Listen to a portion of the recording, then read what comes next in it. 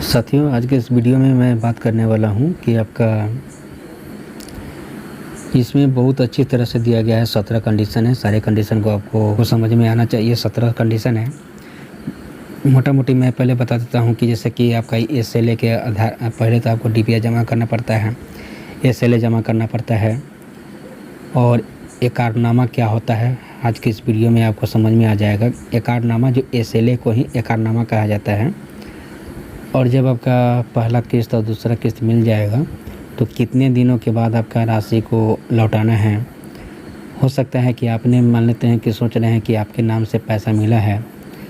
अगर आप अपना प्रोजेक्ट बदल देते हैं, या हो सकता है कि आप अपना प्रोजेक्ट किसी व्यक्ति से आप बेचवा लेते हैं, या अपना प्रोजेक्ट किसी दूसरे व्यक्ति से आप क्या करते हैं, बेच देते हैं। उस स्थिति में आपके साथ क्या किया जाएगा, सारा कंडीशन यहाँ पे दिया गया है। तो इस वीडियो को आपको बिल्कुल भी मिस नहीं करना है। हो सकता है कि आपका जॉब लग गया है, उस स्थिति में आप चाहिएगा कि नहीं, हम अपना जो प्रोजेक्ट है हम सरकार को ना जानने दें, और अपना प्रोजेक्ट जो भी मेरा बिजनेस है वो हम दूसरा व्यक्ति के माध्यम से हम कराएं। तो क्या करना पड़ेगा, बहुत सारा इसमें शर्त दिया गया है। तो सारे शर्त को आपको समझ में आना चाहिए। उससे अगर एक भी त्रुटि आपसे होता है तो भू राजस्व के तौर पर PDR एक्ट के तहत आपसे पैसा की वापसी कर लिया जाएगा। तो कैसे क्या है, इस वीडियो को शुरू से अंत तक जरूर देखें।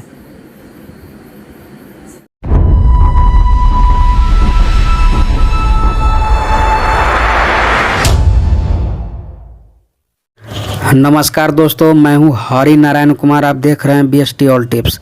आप सभी का BST ऑल टिप्स में बहुत बहुत स्वागत है।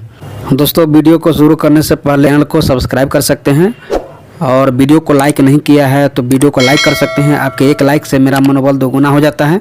तो चलिए वीडियो को। साथियों, मैंने ग्रुप में एक क्वेश्चन ऐड किया है कि सैंक्शन लेटर पेमेंट अप्रूव होने के बाद मिलता है, क्या आपको मिला है। तो बहुत सारा लोग यहाँ पे पोल किया है। 27% जब तक ये हुआ था, 27% नो में है आपका, 73% और 27% आपका है यस में। टोटल वोट किया था जब तक वीडियो शूट हुआ है तब तक आपका 30 वोट हुआ था। ओके, तो 30 वोट हुआ था। उसमें ये बताया गया कि सैंक्शन लेटर पेमेंट अप्रूव होने के बाद मिलता है। हमने पूछा कि क्या आपको मिला है, तो बताया कि यस आया है 27% और 73% नो में है।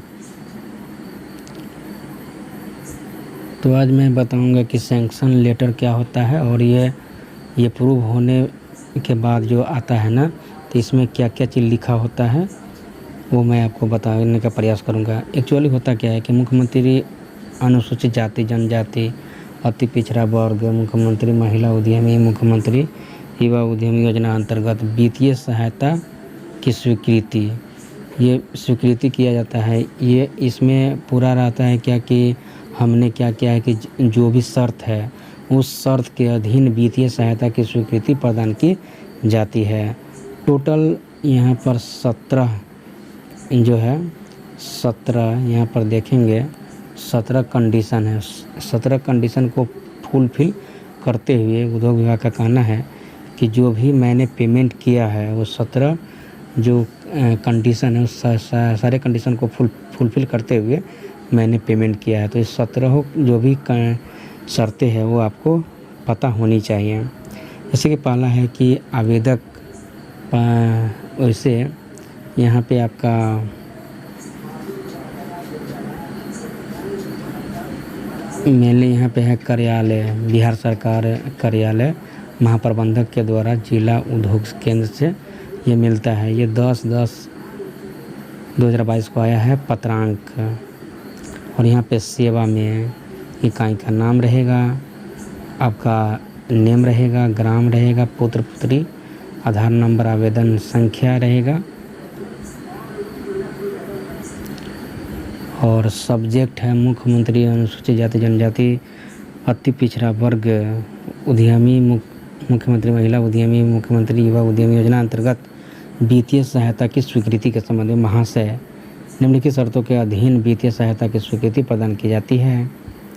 आवेदक पहला है कि आवेदक द्वारा उद्योग विभाग बिहार सरकार को समर्पित विस्तृत परियोजना प्रतिवेदन DPR के अनुरूप नए उपक्रम की स्थापना की जाएगी। उद्यमी द्वारा इस परियोजना को किसी पुरानी परियोजना के साथ जोड़ा नहीं जाएगा। इसका मतलब यह है कि मान लेते हैं कोई भी बिजनेस है, पहले से चलाया जा रहा है, अब बाद में जो पहले से जो पुराना है उसी को नया में, तो ऐसा बात नहीं है। जो पहले से आप है उद्योग चला रहे हैं तो उस पर आपको DPR के तहत नहीं पैसा मिलेगा।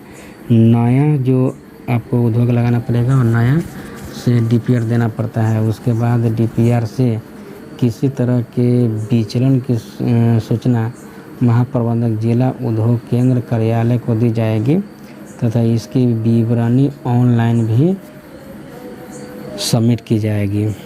दूसरा है लाभुकों को स्वीकृति के उपरांत प्रस्तावित उपक्रम कार्यकलाप अथवा स्थान में विचलन की स्वीकृति नहीं की जाएगी। किसी विचलन या परिवर्तन अथवा संशोधन की आवश्यकता होने पर लाभुक को उद्योग विभाग बिहार सरकार से लिखित अनुमति प्राप्त करनी होगी। इस योजना अंतर्गत आवेदकों को स्वीकृत राशि की विमुक्ति 2 किस्त में की जाएगी। परियोजना लागत की स्वीकृति के पश्चात प्रथम किस्त के रूप में परियोजना लागत का 40% अधिकतम 4 लाख प्रथम किस्त उपयोगिता प्रमाण पत्र महाप्रबंधक जिला उद्योग केंद्र की को जमा करने के उपरांत द्वितीय किस्त के द्वारा के रूप में परियोजना लागत का 60% अधिकतम 6 लाख। स्वीकृत परियोजना के विवरण निम्नवत परियोजना का नाम में stabiliser inverter UPS CVT assembling परियोजना स्थल में हो गया, अचल पूंजी हो गया, कार्यशील पूंजी हो गया, स्वीकृत हो गया, प्रथम किस्त की राशि 4 लाख हो गया। और यहाँ पे आपका जो भी बैंक है, बैंक का अकाउंट नंबर ये सब दिया होगा। स्वीकृति पत्र से मैंने यहाँ पे हाईलाइट कर दिया है। उद्यमी का प्रथम किस्त की राशि खाते में प्राप्त होने की तिथि से 30 दिनों के अंदर व्यय कर उपयोगिता प्रमाण पत्र महाप्रबंधक को उपलब्ध कराया जाएगा। यानी कि क्या है कि जब आपका पहली किस्त जब आ जाता है तो 30 दिन के अंदर में आपका शेड निर्माण कर लेना है। जो भी 4 लाख की राशि है वो 4 लाख की राशि का आपको खर्च कर लेना है और खर्च करने के बाद जो भी उपयोगिता प्रमाण पत्र है महाप्रबंधक को उपलब्ध कराना है। ओके, परियोजना प्रतिवेदन में उल्लेखित राशि से के विरुद्ध प्रथम किस्त की विमुक्ति के बाद प्लांट मशीनरी आदि पर किए गए वास्तविक व्यय के मूल्यांकन के आधार पर द्वितीय किस्त की राशि का भुगतान किया जाएगा। और जो भी परियोजना का जो प्रथम किस्त है उसमें कितना खर्चा करना है, क्या करना है, उसी के अनुरूप द्वितीय किस्त की राशि आपका दिया जाएगा। और सातवां है कि स्वीकृत योजना के 50% राशि अनुदान के रूप में, और ये तो आपका ये पता है कि 50% अनुदान है और 50% आपका ये भी जो है आपका स्टार्टअप फंड RTGS यानी FT के विमुक्त किया जाएगा।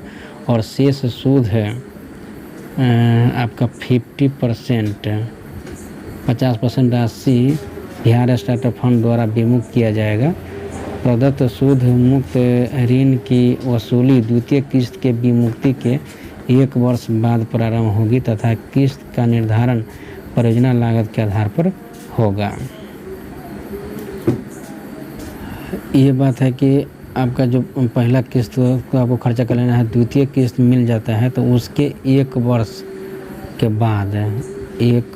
के बाद आपका ये जो मान लेते हैं कि जो 50% है ना आपका माफ़ है और 50% को आपको वापस करना है और जो द्वितीय किस्त यानी कि जो टोटल जो 10 लाख की राशि है सारा मिल जाने के बाद 1 वर्ष के बाद आपका ये पैसा आपको लौटाना होगा। 8वां बात है कि प्लांट या मशीन का क्रय जीएसटी निबंधन प्राप्त विक्रेता या उत्पादनकर्ता होने पर ही उसे स्वीकार किया जाएगा। 9वां है टूरिस्ट टैक्सी हेतु परियोजना स्वीकृति के पूर्व ड्राइविंग लाइसेंस प्रस्तुत होना चाहिए और टूरिस्ट टैक्सी समय ड्राइविंग लाइसेंस होना जरूरी है। 10वां है परियोजना स्वीकृति के 7 दिन के अंदर आवेदक को क्रियान्वयन एकरारनामा SLA पर हस्ताक्षर करना होगा। यह महाप्रबंधक जिला उद्योग केंद्र की जिम्मेवारी होगी। कैसे SLA पर हस्ताक्षर होगा, क्या होगा, यह महाप्रबंधक जिला उद्योग केंद्र की जिम्मेवारी होगी 7 दिनों के अंदर। स्वीकृत परियोजना द्वारा निर्मित पूंजी asset Bihar startup fund trust को बंधक देना होगा। चयन समिति की अनुमति के बिना उद्यमी अपने परियोजना को बदल नहीं सकता है। परियोजना को बदलने के लिए जिला उद्योग से ही संपर्क करना पड़ेगा। महाप्रबंधक जिला उद्योग केंद्र एवं आवेदक के बीच स्टेटमेंट ऑफ लोन एग्रीमेंट वही SLA के हस्ताक्षर के बाद स्वीकृत राशि की विमुक्ति होगी। स्वीकृत ऋण का भुगतान द्वितीय किस्त की विमुक्ति के 1 वर्ष बाद अर्थात 13 माह से प्रारंभ होगी। ऋण चूक होने पर ऋणी को दंड सूद के साथ पूरी राशि बिहार स्टार्टअप फंड ट्रस्ट को नियमानुसार जमा किया जाएगा।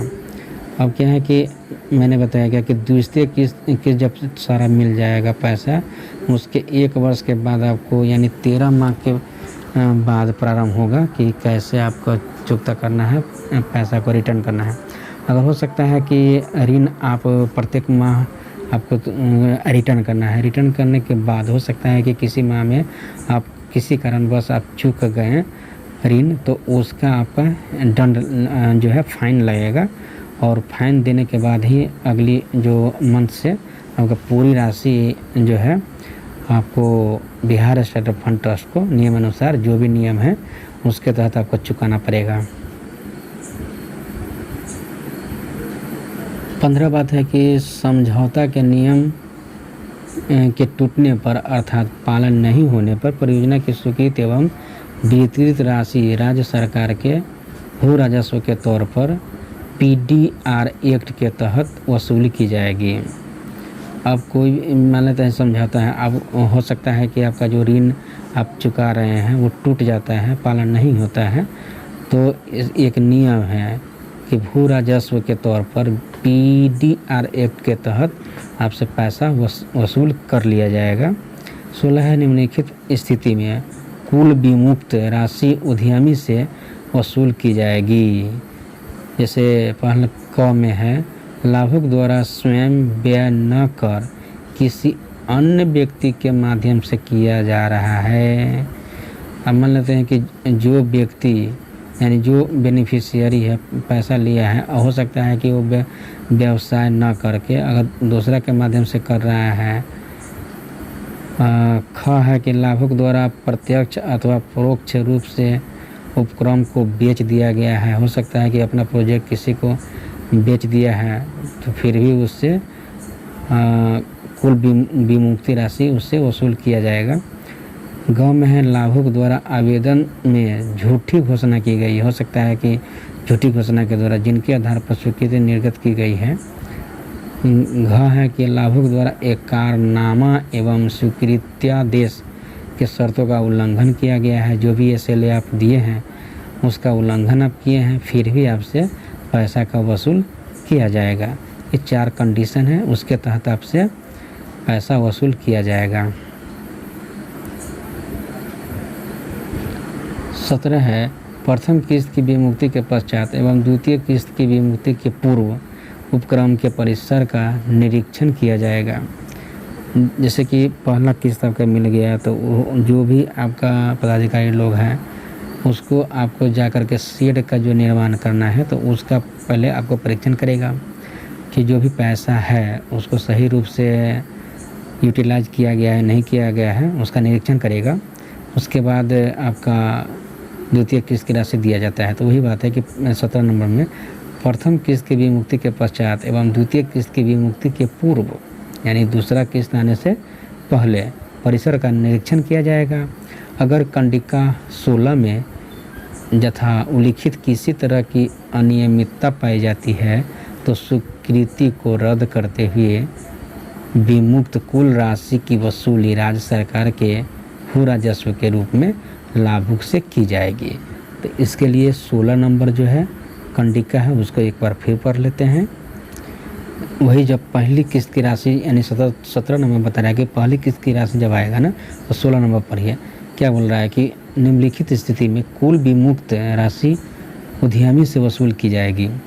यानी पहला है कि लाभुक द्वारा स्वयं व्यवसाय न करके यानी कि जो भी प्रोजेक्ट आपका है वो आप दूसरे माध्यम से आप दे दिए हैं किसी अन्य व्यक्ति के माध्यम से किया जा रहा है यानी अपने न करके दूसरा से कर रहे हैं तो फिर भी वो दूसरा व्यक्ति को नहीं पकड़ेगा।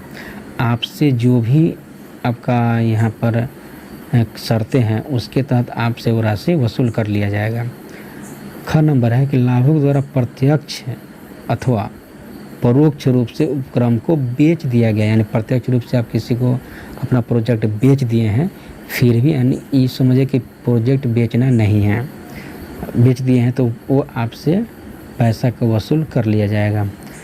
ग नंबर है लाभुक द्वारा आवेदन में झूठी घोषणा की गई है जिनके आधार पर स्वीकृति निर्गत की गई है यानी झूठा पकड़े हैं फिर भी आपसे पैसा वसूल कर लिया जाएगा। घ है कि लाभुक द्वारा एकरारनामा जो SLA आपने दिया था एवं स्वीकृतियाँ देश के शर्तों का उल्लंघन किया गया है इस स्थिति में क्या किया जाएगा आपसे पैसा की वसूली कर लिया जाएगा। यही बात 16 और 17 में दिया गया है। प्रतिभूति निकासी एवं बयान पदाधिकारी Bihar startup fund trust Patna को सूचना एवं आवश्यक कार्रवाई हेतु ये प्रेषित किया गया है। आई होप आपको समझ में आया होगा।